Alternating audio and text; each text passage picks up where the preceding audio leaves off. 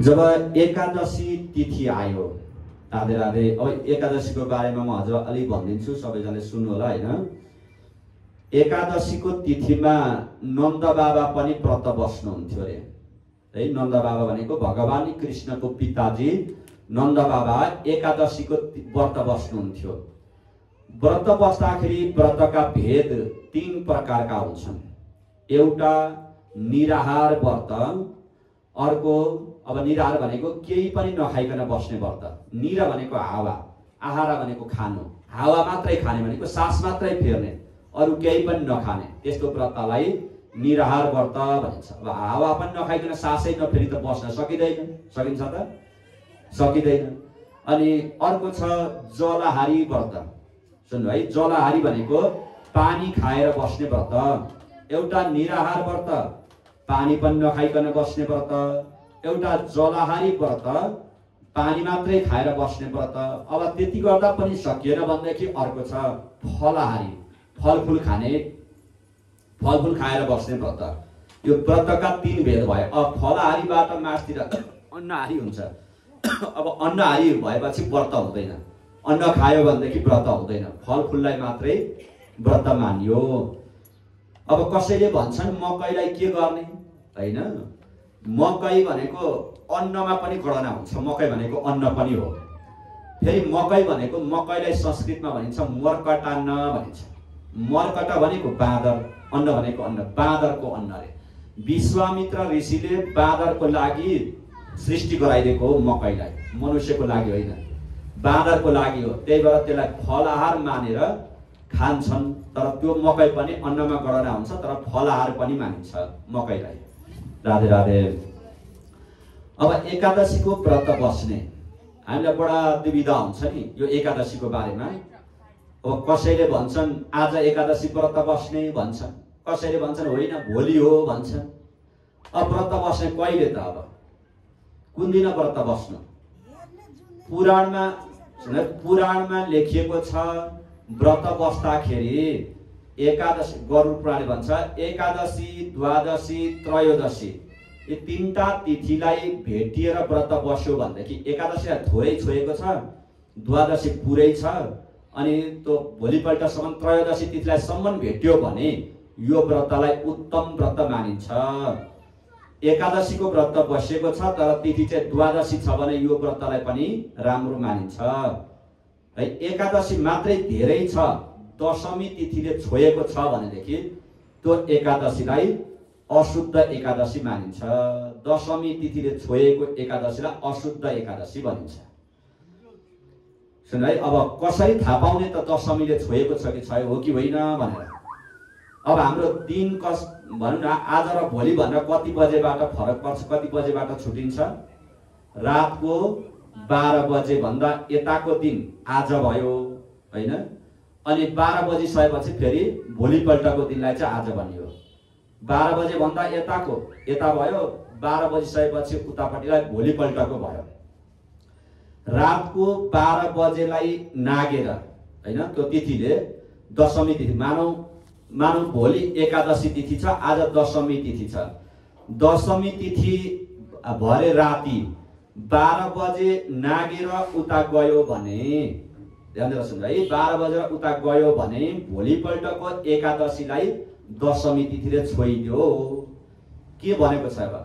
अर्थरात्रमति क्रम्य दशी दृश्यते यदि तदा एकादशी त्यक्त्वा द्वादशी समुपोषयत। ध्यान दिएर सुन्नु है, यसलाई संस्कृतको श्लोक भयो, यसलाई नेपालीमा भनिदिन्छु म। अर्धरात्रि अतिक्रम्य भनेको आधी रातबाट नागेर यदि दशमी तिथि गयो भने तदा एकादशी, भोलिपल्टको एकादशीलाई त्यागिदिनु, द्वादशीमा व्रत बस्नु, द्वादशी तिथिमा व्रत बस्नु। किनकि दशमी फलमात्रेण त्याज्य एकादशी तिथि, दशमी तिथिले छोएको एकादशीलाई अशुद्ध एकादशी मानिन्छ। कतिसम्म अशुद्ध हुन्छ? मदिरा विदुपातेन त्याज्यो गंगा घटो यथाः। राधे राधे। बुझ्नु है, मदिरा विदुपातेन भनेको एक घैटा पानी छ, गंगा जल हामीले एक घैटा लिएर आयौं हैन, एउटा घडामा हामीले गंगा जल लिएर आयौं, त्यो गङ्गाजलमा एक थोपा मात्रै मदिरा पर्यो भने अब त्यो गङ्गाजल हामीले चलाउने कि नचलाउने? नचलाउने। त्यो के भयो? अशुद्ध भयो। एकादशी तिथि भनेको गङ्गाजल समान हो, दशमी तिथि भनेको मदिरा समान हो। त्यो एकादशीको लागि दशमी तिथि भनेको मदिरा समान हो। त्यही भएर जसरी गङ्गाजलमा एक थोपा मदिरा पर्छ त्यो गङ्गाजल अशुद्ध हुन्छ, त्यसै गरी नै एकादशी तिथिलाई दशमी तिथिले छोइदियो भने त्यो एकादशी अशुद्ध हुन्छ। व्रत लियो भने के हुन्छ त? अब दशमी तिथिले छोएको एकादशीलाई त्यो त्यही एकादशीमा व्रत लियो भने के हुन्छ? घटिका पञ्चचत्वारिं स्पर्शमात्रेण गन्धिनी। सुन्नु है, 12 बजे पछाडि लगभग 45 घडी हुन्छ हैन? 12 बज्नु भनेको रातको 12 बज्नु भनेको दिन रात बराबरी भएको बेलामा, दिन रात लामो घट्टो भएको बेलामा चाहिँ फरक पर्छ। तर दिन रात बराबरी भएको बेलामा लगभग 12 बजेको रातको 12 बजे भनेको 45 घडी हुन्छ। त्यो बिहानदेखि 45 घडीले रातको 12 बज्छ। 45 घडीलाई स्पर्श गरेर नागेर गयो भने त्यो एकादशी, भोलिपल्टको एकादशीको नाम हुन्छ गन्धिनी नाम गरेको एकादशी हुन्छ। ध्यान दिएर सुन्नु है, यो बुझ्नुपर्ने कुरा हो। गन्धिनी नाम गरेको एकादशी हुन्छ। 50 घटिका सैव दशमी तिथि 50 घडी छ। 45 घडी नाग्यो भनेदेखि गन्धिनी नाम गरेको भयो। 50 घडी नाग्यो, 50 घडीले छोयो भने सङ्गिनी भनिन्छ। त्यो एकादशीलाई सङ्गिनी एकादशी भनिन्छ। पञ्चपञ्चाशत सव्या हैन, पञ्चपञ्चाशत भनेको 55 घडीले छोयो भनेदेखि त्यो एकादशीलाई विद्या एकादशी भनिन्छ। अनि 55 घडी पनि नागेको छ भने त्यो एकादशीलाई वेश्या एकादशी भनिन्छ। भनेपछि यसरी 4 प्रकारका शल्य नाम गरेको एकादशी भनिन्छ। जस्तै सङ्गिनी, गन्धिनी, शल्य र विद्या नाम गरेका यति 4 प्रकारका एकादशी भयो। दशमी तिथि छोएका भयो है। यी चाहिँ रातको 12 बजे भन्दा पछाडि दशमी तिथि नागेर गयो भनेदेखि कति घडी नागेको छ त? त्यो घडी अनुसार नै यहाँ तिथिको त्यो भोलिपल्टको एकादशीको नाम आयो।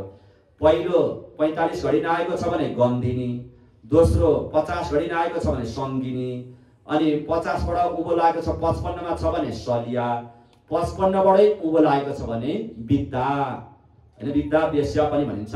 विद्या यति 4 प्रकारका भए। अब यिनको उलियो भने, व्रत लियो भने के हुन्छ त?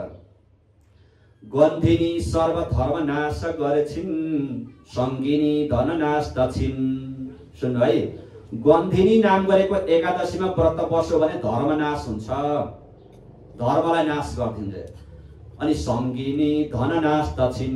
सङ्गिनी नाम गरेको एकादशीको व्रत बस्यो भने धन सम्पत्ति नाश हुन्छ। विद्याले त्यही मोक्ष नाश गर्छिन्। विद्या नाम गरेको एकादशीको व्रत बस्यो भनेदेखि मोक्ष, मुक्ति हुन्थ्यो भने मुक्ति हुन नसक्ने त्यस्तो हुन्छ भने शल्याले काम नपनिहि। शल्या नाम गरेको एकादशीको व्रत बस्यो भने काम वासना वृद्धि हुन्छ। त्यसकारण यसरी 4 प्रकारका एकादशी हुन्छन्। दशमी तिथिले छोएको छ भनेदेखि भोलिपल्टको एकादशीलाई अशुद्ध मानिन्छ र त्यो व्रत नबस्नु भनेको छ। किन दशमी तिथिलाई त्यति अशुद्ध भयो त? अब राधे राधे, बुझ्नु है। त्यो एकादशी तिथिको लागि दशमी तिथि किन त्यति अशुद्ध भयो हैन? त्यो छुनै नहुने किन भयो त? अलिकति छोइदो भने पनि मदिरा परे सम्मान भनेर किन त्यसरी भनियो त? दशमी तिथिलाई किन त्यति अशुद्ध मान्यो एकादशीको लागि चाहिँ? यसको बारेमा एकादशी भनेर हरिवासर भनिन्छ हैन? हरिवासर भनेको हरिको दिन, भगवानको दिन भनेर एकादशीलाई भनिन्छ। एकादशी तिथिमा भगवानको दिन भयो, भगवान प्रादुर्भाव भएको अथवा भगवानको प्यारो दिन भयो एकादशीको तिथि। अब दशमी तिथि चाहिँ त्यति नै फेरि नराम्रो भयो भगवानको लागि। किन नराम्रो भयो? यसलाई पद्म पुराणले भन्छ, यही कृता दशमी विद्या विद्या मोहेन मानवै ते गता नरकम घोरम युगा नेकेन सप्ततिम। दशमी तिथिका दिनमा राक्षसहरूको जन्म भएको छ। एकादशी तिथिमा भगवानको प्यारो तिथि, भगवानको प्यारो बार भयो भने दशमी तिथि राक्षसहरूको प्यारो। दशमी तिथिमा राक्षसहरूको जन्म भएको, राक्षसहरूको प्यारो दिन भयो। त्यही भएर दशमी तिथि एकादशी तिथिको लागि नराम्रो भयो।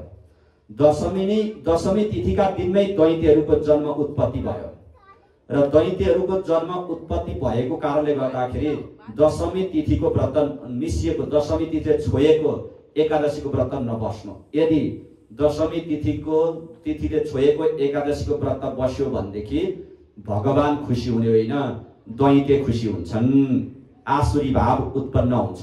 दैत्य भनेको को हो? हाम्रै मन हो। राधे राधे। यही हाम्रो मनमा भगवान हुनुहुन्छ, यही हाम्रो मनमा दैत्यको वास पनि छ हैन। हाम्रै मनमा दैत्यको वास छ, हाम्रै मनमा भगवानको वास छ। जब हामीले दशमी तिथि मिसिएको व्रत बस्यौं भनेदेखि हामीलाई आसुरी भाव उत्पन्न हुने, अलिकति रिस चाँडै उठ्ने हैन, अलिकति झड्याङ्ग गरेर बोल्ने, रिसाउने, झर्को फर्को गर्ने, त्यस्तो स्वभाव वृद्धि हुन्छ अरे दशमी तिथि मिसिएको एकादशीको व्रत बस्यो भने। त्यसकारण हामीले त भगवानको नाममा बसेको हो नि, त आसुरी भाव, दैत्यको भाव हटोस्, हाम्रो मनमा त दैत्यको भाव नरहोस्, भगवानको भाव, भगवानको तत्त्व आएर हाम्रो मनमा बसोस् भनेर हामी एकादशीको व्रत बस्छौं भने दशमी तिथिले चाहिँ, दशमी तिथिमा व्रत बस्यो भनेदेखि दैत्यहरूको चाहिँ भाव बढ्छ अरे, दैत्य आसुरी भाव वृद्धि हुँदै जान्छ। त्यही भएर दैत्यको जन्म भएको कारणले गर्दाखेरि दशमी तिथि मिसिएको एकादशीको व्रत नबस्नु। यदि दशमी तिथिको व्रत मिसिएको एकादशीको व्रत बस्यो भनेदेखि ते कता नरकम घोरम, त्यो व्यक्ति घोर नरकमा पर्छ।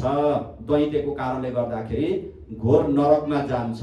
युगानेको सप्ततिम 69 युगसम्म त्यसले नरकमा बस्नुपर्छ अरे दशमी तिथि मिसिएको एकादशीको व्रत बस्यो भने भनेर यो पद्म पुराणमा लेखिएको छ। त्यही भएर एकादशीको व्रत बस्नु भनेको भगवानलाई खुसी पार्नको लागि, हामीले भगवानको लागि बस्नु हो। त्यही भएर हामीले एकादशीकै दिनमा अथवा द्वादशी, थाहा भएन हामीलाई अब दोधार परियो, कुनमा बस्छौं भनेर त्यस्तो दोधार परियो भने हामीले द्वादशी तिथिमा व्रत बस्यौं भनेदेखि एकादशीकै व्रत बसेको फल पाइन्छ। तर अघिल्लो दिनमा बस्यौं भने एकादशीको व्रतको फल पाइँदैन। त्यही भएर हामीले दशमी तिथिलाई त्याग दिनुपर्छ। भक्तवत्सल भगवानको। र नन्द बाबाले एकादशीको व्रत बस्नुहुन्थ्यो।